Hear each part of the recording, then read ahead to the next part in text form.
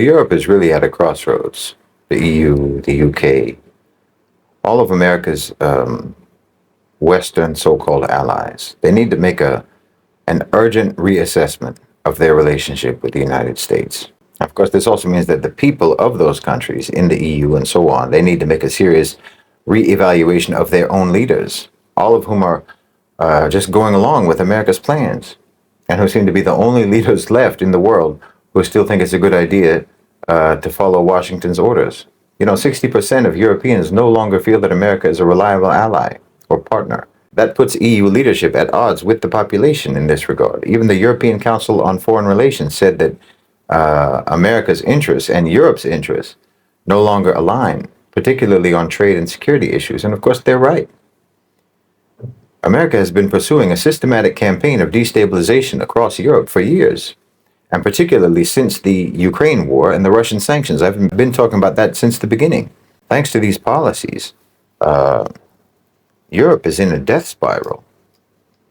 Bankruptcies are at record highs, business closures, home foreclosures, companies relocating, factories shutting down. I mean, Germany is in a rapid state of deindustrialization. America is trying to pit Europe against Russia, pit the UK against Russia, which is depriving the whole continent of affordable energy and it's prompting militarization, which they can't afford. All of which is for the benefit of American oil and gas companies and for the U.S. weapons sector. People are becoming radicalized. Extremism of all stripes is emerging. Europeans feel that their societies are more polarized than ever. Protests are taking place more frequently and are turning violent more frequently. Repression is getting worse.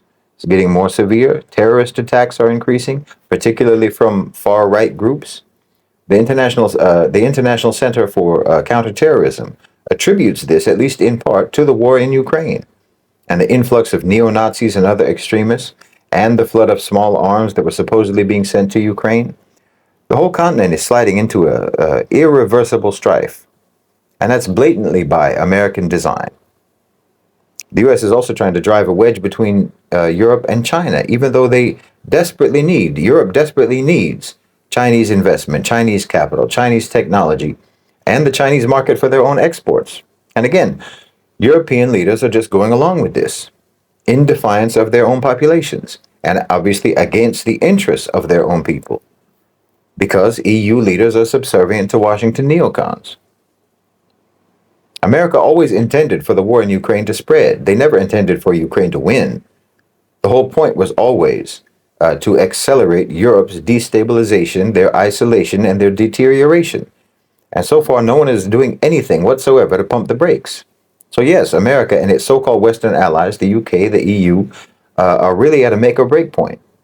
People always talk about being on the right side of history. Well, Europe needs to start making decisions on the right side of the future because their relationship with the United States has frankly put them into an existential crisis. The fact is, BRICS is building an alternative to the old US-led world order, and Britain and the EU need to understand this. The global system of the 20th century is a relic.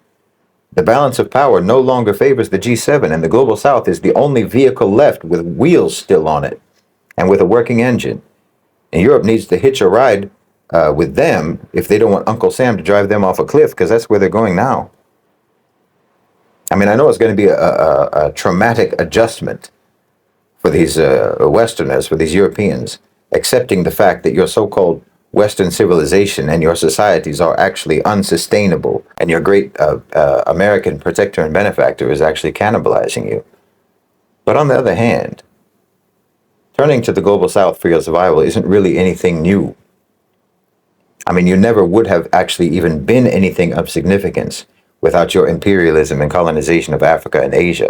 So the truth is that you've always been a dependency, and you still are. The difference is that you used to get to pretend that you weren't the dependent one, because you used to be able to just steal from the Global South in order to prop up your societies. But you've always been dependent. So there's no real change there. Just an attitude adjustment is necessary, and an acceptance of your real status vis-a-vis the Global South. You will have to humble yourselves to some degree to cooperate with BRICS. But believe me, it's better than the utter humiliation that you're going to suffer if you continue cooperating with the Americans.